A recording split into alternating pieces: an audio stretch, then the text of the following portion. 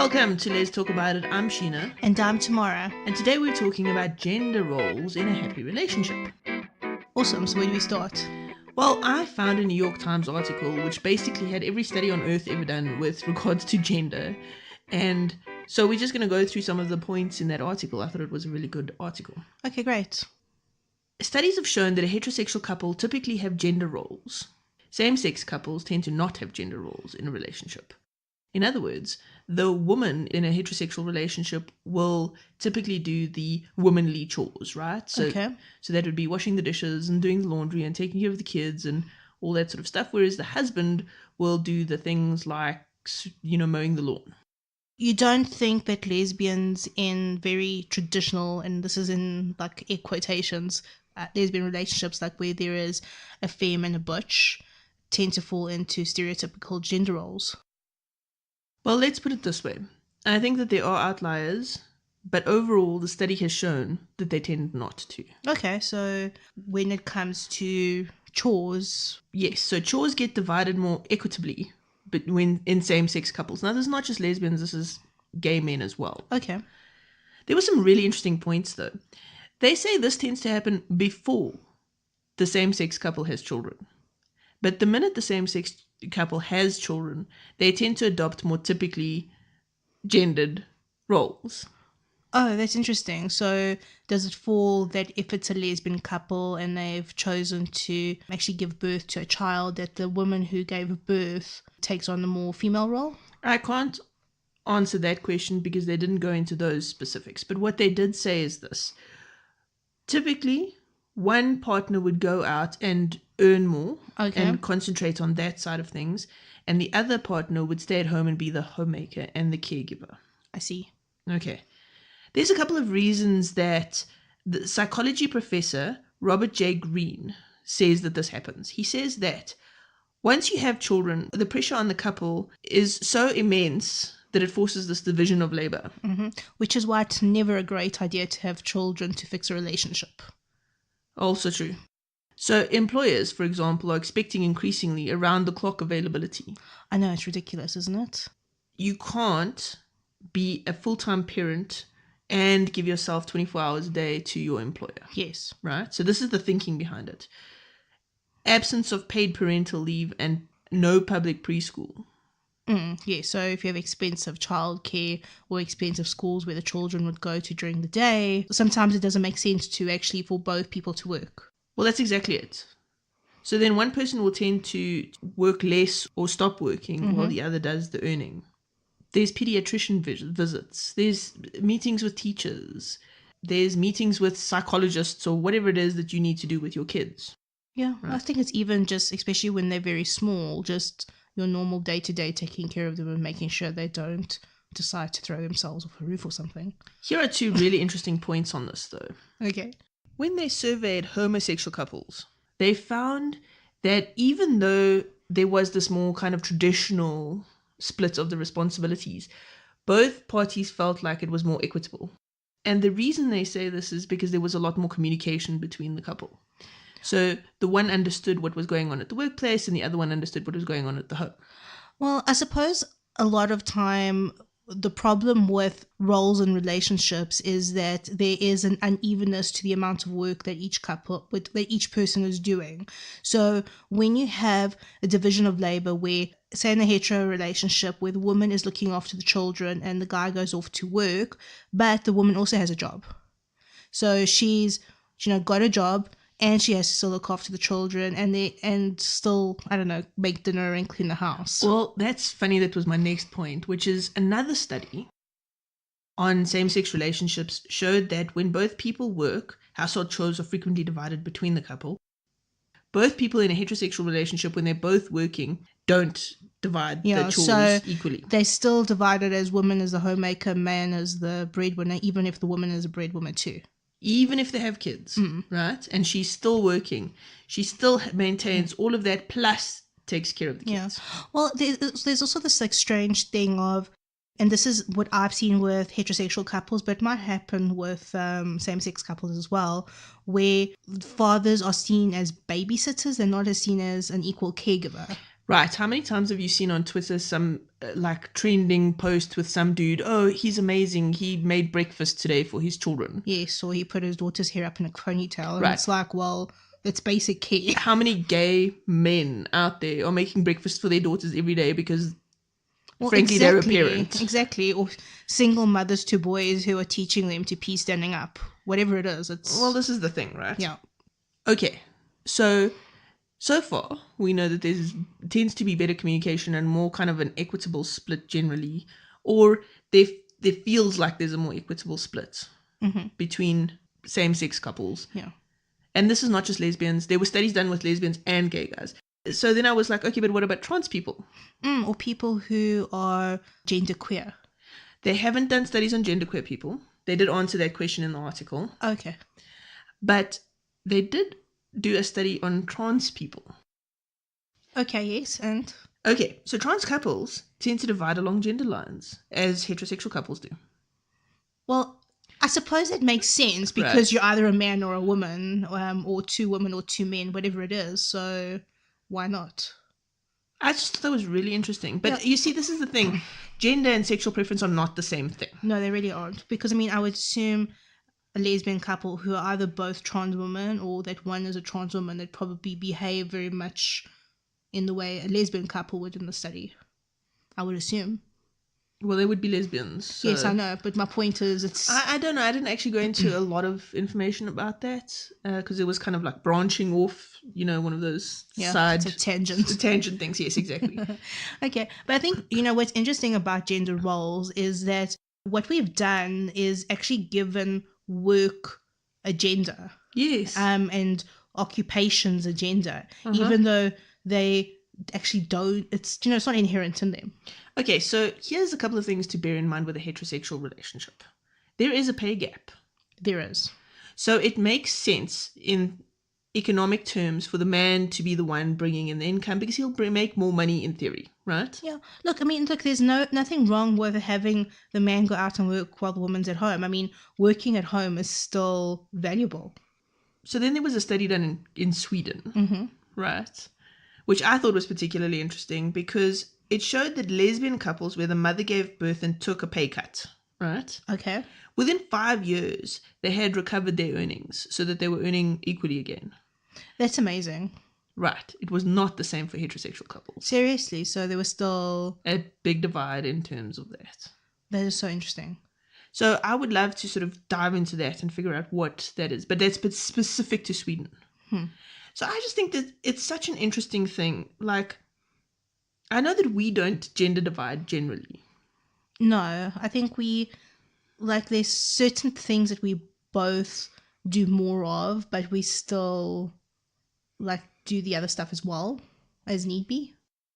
Yeah, it's so interesting because we used to have more solid kind of roles, but as things just became busy and as I spend more time on the Lesbian Talk Show or the Lesbian Review or whatever it is, my time is taken up more of that. So I'm doing less of some of the other stuff, But I think, that's an important aspect is that you shift your life around whatever's happening. So, I mean, it makes sense like in couples where you have someone who is making more money and because they're making more money, they're probably out of the house more often.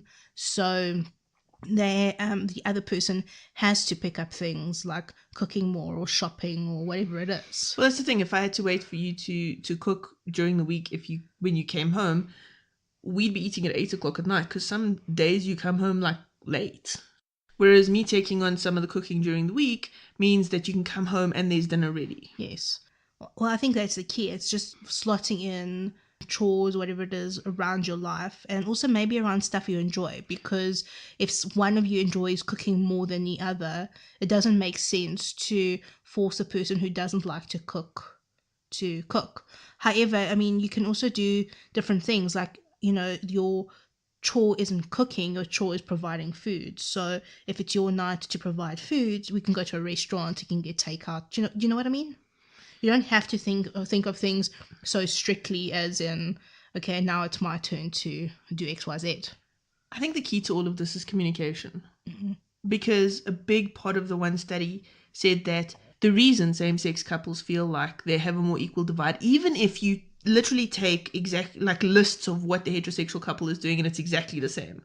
They feel like there's a more equal divide because they're talking to each other more. They're more effective at communicating, and that was one of the big things that came out of the one study, and I was like, that's really interesting. That is interesting. I actually wonder why that is. Well, another thing that came out of this article was the idea that in heterosexual relationships, women don't feel like they have a choice. They feel like they are just, because they are the woman in the relationship, they have to do all these things. Whereas in same-sex relationships, it's not the same. Well, I suppose you don't have the excuse of I'm whatever gender, so I have to take on whatever that is. Whether it's a man having to mow the lawn or a woman having to cook Sunday lunch. Yeah. You're listening to The Lesbian Talk Show. TheLesbianTalkShow.com, your hub of podcast information. Now, I will be straight up with you. The more butch representing women will do things like the lawn. The more femmes will not do things like the lawn. Often. I'm saying often, I'm not saying always, okay? If you just talk to people, there are those kind of roles. But I don't think it's necessarily a gender type role. I think it's more along the lines of, I'm stronger, I can push the lawnmower. You are more inclined towards making nice food, you can do that. You know, that sort of thing. Look, I think it depends, because I think a problem with all of this, whether it's hetero or same sex, is that we do assign this is a more butch task, this is a more whatever task. And I mean, you might have someone who's perfectly girly or whatever you want to call it, but who loves gardening. So okay. So I'm going to take a step back here and just talk about our lives quickly. Okay. I know that you get upset with me sometimes when I'm like, I'll just mow the lawn because I can just do it quickly, right? And you get really irritated with me as if I'm somehow undermining you by not letting you mow the lawn. Well, you are.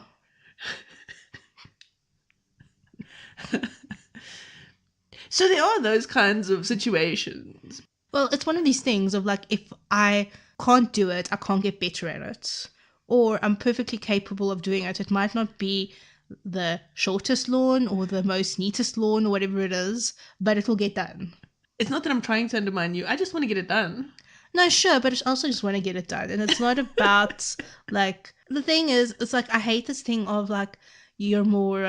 outdoorsy.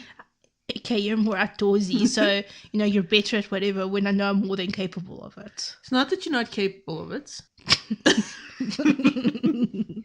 Here's an interesting thing, though. Heterosexual couples are not dead in the water. There were two large surveys, right? One in 1975 and one in 2000. Okay. In terms of this, okay? And they saw that the increase in equality and division of labor was better in 2000 than in 1975. So things are getting better. It's just taking forever. No, I wouldn't be surprised. I mean, I listen to a lot of podcasts, okay? Like, a lot of podcasts. And so many of them are women who are the podcasters. And a lot of them, their husbands do the cleaning and the food. And that's just the way it is. The women can't cook, they hate cleaning, and the husbands love it. Do you think, but it's a generational thing, right? Probably. It's like people around our age and younger. Yes, people around our age, we pretty much went like, nope, to a lot of the stuff, and we just don't fall into a lot of those typical categories. It's interesting. Okay, so for reference, we're mid-30s, so... Mid-30s? Isn't that nice of you? Hanging on to it. Yeah, so I just thought this was really interesting. So there is gender roles, but they're not a kind of a mirror image, if you would say. Yeah, but do you know what I've also been noticing is that even for men, like especially when you're talking about hetero relationships, that the job market isn't as stable as it was, and they're not necessarily getting paid as much as they were. So while there can be a pay gap, like maybe salaries are lower, or there's a lot of contract work or people being paid, you know, as work gets done. So, you know, there isn't that same role. There's not that same, okay, I, you know, work at the office, factory, whatever it is, and get a nice fat salary for the next 20 years, and that's my life. It's a lot more precarious than that. There's a lot more job instability and that kind of thing. And this, I think, is why a lot of women are going back to work, so that there's a double income. Having said that, just from a point of view of, I live in South Africa. Mm-hmm. These studies were done on Americans. Yes. First world. Well, very different scenario to here. Most things get done on Americans, you know. Well, first world as well. I mean, there was a Sweden Alien study in here. invasions. It's very different here because we have cheap labor here. Yes. So we have domestic workers who often double up as nannies here. And so you will have two people in the household earning because they can pay for relatively cheap labor. Yes, I mean you'd have someone to do your washing, clean your house, look after your kids, a different someone to do the garden. Yeah. Yeah. And a lot of that has to do with the immense amount of poverty and inequality in terms of like pay, education, all of that. Whole lot of social problems. But different podcast. And that is quite common throughout Africa, that you can have like cheap labor. Ugh, there's countries that are worse than here. In the rest of Africa. Oh gosh, yeah, Kenya, you can have like a butler for like $80 a month or something ridiculous. And it's so unfair to them. Hugely. Anyway, that's, like you say, a different podcast. I thought that was interesting, how the roles change, and the fact that the studies reveal that actually women in heterosexual relationships often feel that it's not equitable, even if it's the exact same workload as with same-sex couples, because same-sex couples have the communication that the heterosexual couples don't have, and the expectation isn't there. It's interesting, the psychology behind it all, isn't it? I'm keen to see how it changes, how it evolves as the younger generations become... Yes. Well, you know what I mean. Like people age into long-term relationships and that kind of a thing. More and more, I'm seeing people talking about their 12, 11-year-olds being gender fluid, being in polyamorous relationships, being in like all these scenarios that were up until now like very sort of... Not mainstream. Very not mainstream. It's interesting because suddenly we're getting a whole generation of people who are being born into a world where being queer, being trans, being whatever is not this taboo thing. It's something that actually exists in the world. So I'm so keen to see what happens in 20 years' time. Yeah, and I think also, as people grow up where the world isn't marked out into this is the kind of job you can have because you're a girl, or this is the kind of job you can have as a boy, you know what I mean? Or because you're a girl, mom makes you pack away dishes, but because you're a boy, you don't have to. Which is ridiculous, because right? I think that feeds into the whole thing, that establishes it. And as that becomes less so of a practice, I think... it's going to change the grown-ups that are the end result of these children. Absolutely.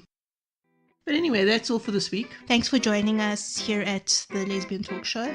If you like this podcast and you want to see lots more from us, consider becoming a patron, because you also get exclusive podcasts that you don't get on the main channel itself.